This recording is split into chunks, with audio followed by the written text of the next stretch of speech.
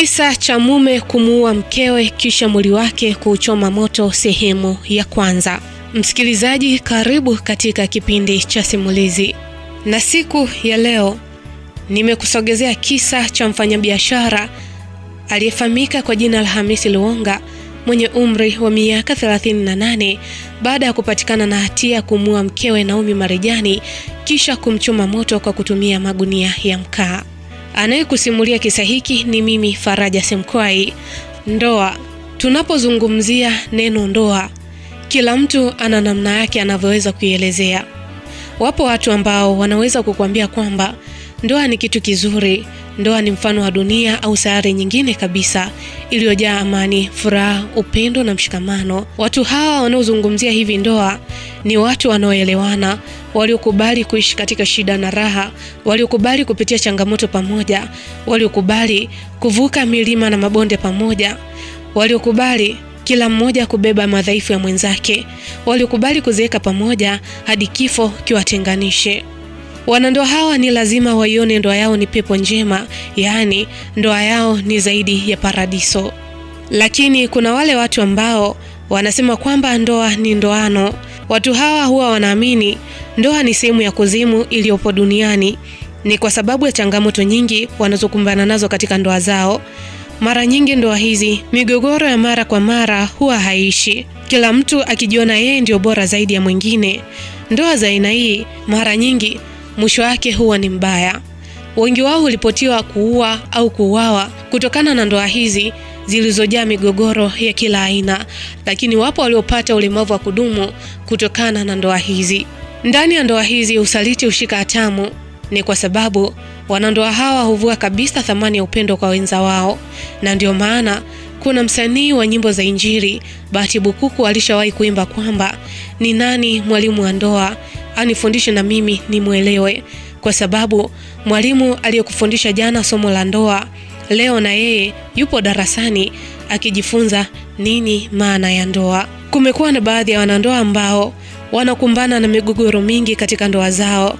Wapo wastahimilivu wanaoweza kuvumilia mikiki ya ndoa yao, lakini wapo baadhi ya wanandoa ambao hawawezi kuvumilia kabisa mikiki ya ndoa na hujikuta wanafanya matukio ya ajabu, ikiwemo kuwaua wenza wao, hali inayopelekea kuja kujutia hapo baadaye baada ya tukio.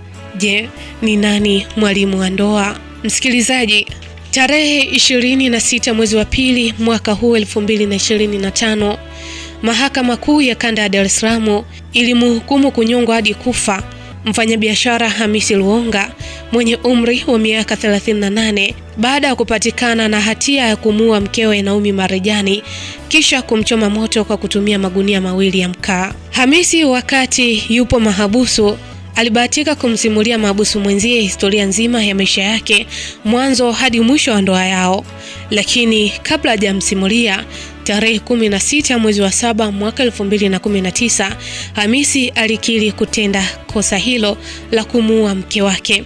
Alikiri kwa kuungama makosa yake. Nitamnukuu yale aliyokiri Hamisi kabla ya kusikiliza historia ya maisha yake. Anayekusimulia kisa hiki ni mimi Faraja Semkwai. Naam, tuanze kisa chetu. Tarehe 26 mwezi wa pili mwaka 2025, Mahakama Kuu ya Kanda ya Dar es Salaam ilimhukumu kunyongwa hadi kufa mfanyabiashara Hamisi Luonga almaarufu kwa jina la Meshaki mwenye umri wa miaka 38 baada ya kupatikana na hatia ya kumuua mkewe aliyefahamika kwa jina la Naomi Marijani kisha kumchoma moto kwa kutumia magunia mawili ya mkaa. Uamuzi huo ulitolewa na Jaji Hamidu Mwanga mara baada ya kuridhishwa na ushahidi wa mashahidi 14 uliotolewa mahakamani hapo. Kabla ya kutolewa kwa adhabu hiyo, jopo la mawakili wawili wa serikali likiongozwa na wakili mkuu wa serikali Yasinta Peter akisaidiana na wakili wa serikali mwandamizi Ashura Mzava uliuomba mahakama utoe adhabu kali dhidi ya mshtakiwa huyo ili iwe fundisho kwa wanaume wote wanaowafanyia ukatili wanawake wao kwa kigezo cha kuwa wapo katika ndoa. Katika kesi hiyo ya jinai namba 44 mkwaju ya mwaka 2023, Hamisi mkazi wa Giza Ulole wilayani Kigamboni alikuwa anakabiliwa na shtaka la mauaji ya mke wake Naomi Orest Marijani kinyume cha kifungu cha 196 na 197 cha sheria ya kanuni ya adhabu kama ilivyorejewa mwaka 2019. Mshtakiwa anadaiwa kutenda kosa hilo Mei 15 mwaka 2019 nyumbani kwao, kisha akauchoma mwili kwa kutumia magunia mawili ya mkaa ndani ya banda la kuku. Inadaiwa kuwa masalia ya mwili wa Majivu alikwenda kuyazika shambani na kupanda migomba juu yake. Upande wa mashtaka ulifungua ushahidi Novemba 18 mwaka 2024 mara baada ya kuwaita mashahidi 14 na kuwasilisha vielelezo 9, huku upande wa utetezi ukiufunga Novemba 19 mwaka 2024 baada ya kumuita shahidi mmoja ambaye ni mshtakiwa mwenyewe bila kuwasilisha kielelezo chochote.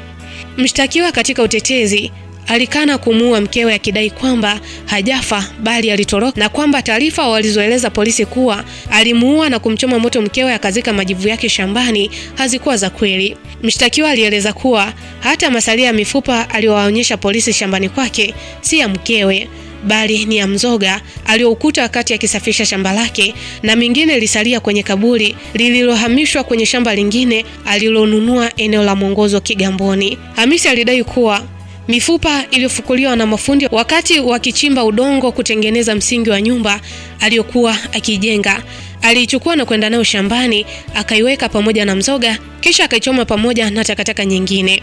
Hata hivyo, katika ungamo lake ambalo limetumika kama ushahidi linalopatikana katika nakala ya hukumu, mshtakiwa alikiri kumuua mkewe Naomi na kisha kumchoma kwa mkaa ili kufuta ushahidi wa tukio hilo. Na hii ni sehemu ya nukuu ya ungamo hilo lililosomeka hivi: Hamisi anasema, tarehe 14 mwezi wa 5 mwaka 2019, mimi nililala nyumbani kwa mwanamke anayefahamika kwa jina la Margaret. Kulipokucha asubuhi, majira ya saa 1 kamili asubuhi, ndio mimi nilirudi nyumbani kwangu. Hiyo ilikuwa ni tarehe 15 mwezi wa 5 mwaka 2019. Nilivyorudi nyumbani nilimkuta mke wangu Naomi anamwandaa mtoto wetu kwenda shule. Hivyo mimi nilimpita tu na kuingia ndani, na mtoto alichukuliwa na pikipiki kwa ajili ya kupelekwa shule. Baada ya mtoto wetu kwenda shule, simu yangu iliita kwa jina la mwanamke huyo Margaret. Hivyo mke wangu Naomi alivyoona hivyo alianza kunitukana. Mimi nilimwambia Naomi, wewe chukua unachotaka uondoke, kwani hakuna ndoa tena hapa. Muda wote wa miaka 2 mimi na wewe tunalala kila mtu kitanda na chumba chake. Hunijui na mimi sikujui. Kwa hiyo sioni sababu ya kurumbana. Hivyo ugomvi wa kutukanana ukawa mkubwa hapo nyumbani kwetu na hapakuwa na mtu yeyote yule. Wakati huo mimi sikuwa nimevua nguo ambazo nimekuja nazo, na yeye Naomi alikuwa amevaa nguo ya ndani tu na kanga 2. Hivyo tulianza kupigana, na nyumba yetu ina kigorofa. Chumba changu kipo juu na chumba cha mke wangu Naomi kipo chini. Hivyo ili kufika chumbani kwangu ni lazima nipite chumbani kwake.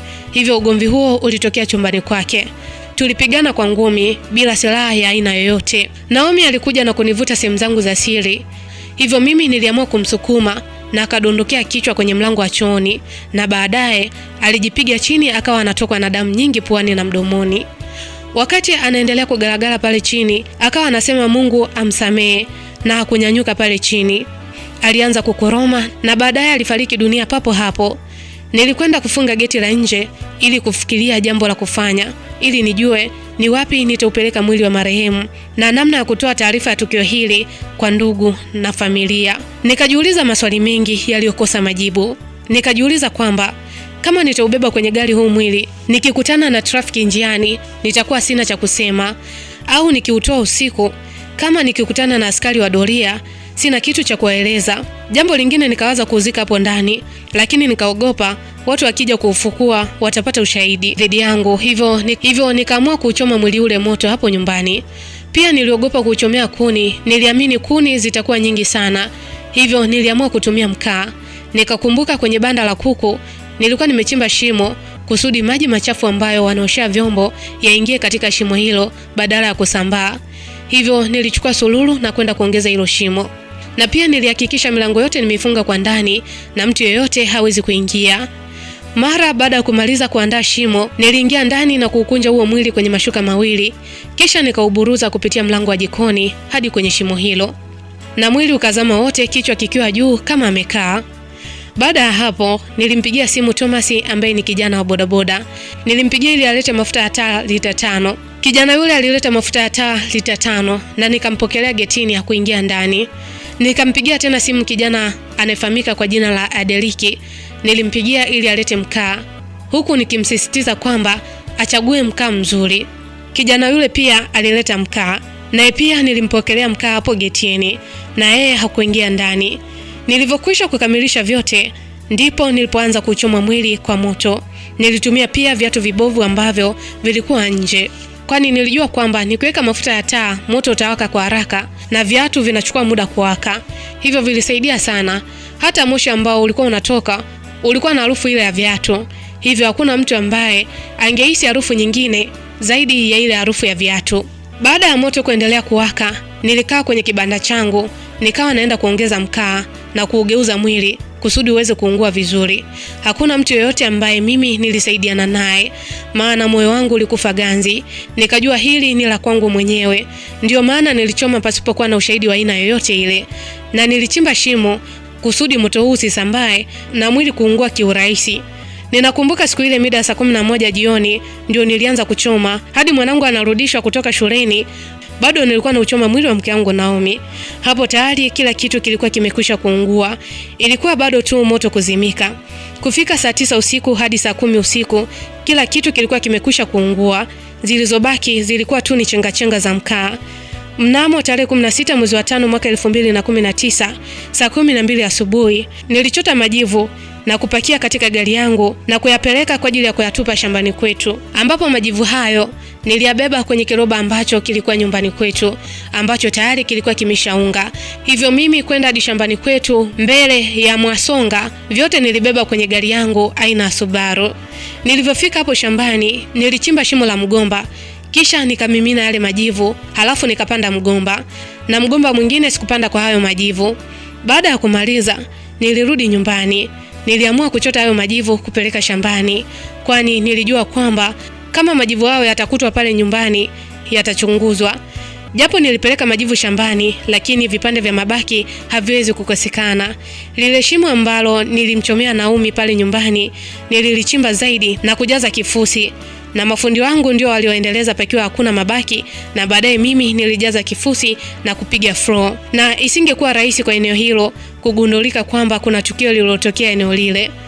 Nakumbuka wakati mwili wa Naomi unaendelea kuungua, nilichukua simu ya Naomi na kutoa laini zake na kuweka kwenye simu yangu na kujitumia SMS kwenye simu yangu.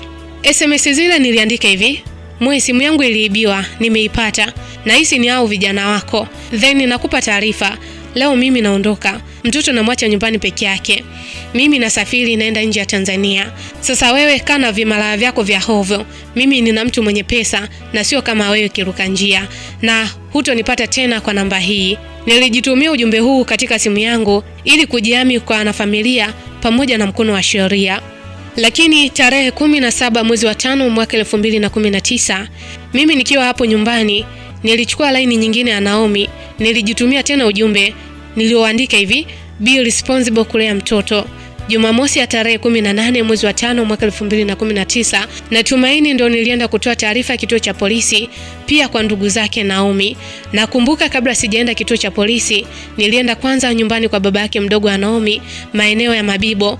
Nilipeleka taarifa iliyoambatana na ujumbe SMS nilizodai zimetoka kwa Naomi, zikionyesha kwamba Naomi amechoshwa na migogoro ambayo ilikuwa ikiendelea katika ndoa yetu, hivyo akaamua kutoweka kwenda nje ya nchi, na akinisisitiza kwamba sitomuona tena, wakati nikijua fika kwamba Naomi tayari ameshafariki na tayari mwili wake nimeuchoma moto. Naam, msikilizaji, hayo ni baadhi ya maneno ambayo Hamisi anaelezea kabla ya kupatiwa hukumu katika nakala ya ushahidi aliyokiri tarehe 16 mwezi wa 7 mwaka 2019. Usikose kufuatilia mwendelezo wa kisa hiki cha mume kumuua mkewe kisha kumchoma moto. Ni kipi ambacho kilitokea? Hamisi hapo amekiri kwamba alimsukuma mke wake. Vipi kwenye ile historia ambayo alimhadisia mahabusu mwenzie? Ilikuwaje mwanzo mpaka mwisho wa mahusiano hadi kufikia hali ya migogoro katika ndoa yao? Je, kosa la Hamisi ni lipi? Ni uoga wa kutokutoa ripoti katika kituo cha polisi baada ya kumsukuma mke wake na kufariki papo hapo, au kosa lake ni kujaribu kuficha ushahidi? Je, kama ungekuwa wewe msikilizaji, ni kipi ambacho ungekifanya? Aliyekusogezea kisa hiki ni mimi Faraja Simkwai. Unaweza kunipata katika mitandao ya kijamii Facebook, Instagram, TikTok pamoja na YouTube. Napatikana kama Faraja Simkwai.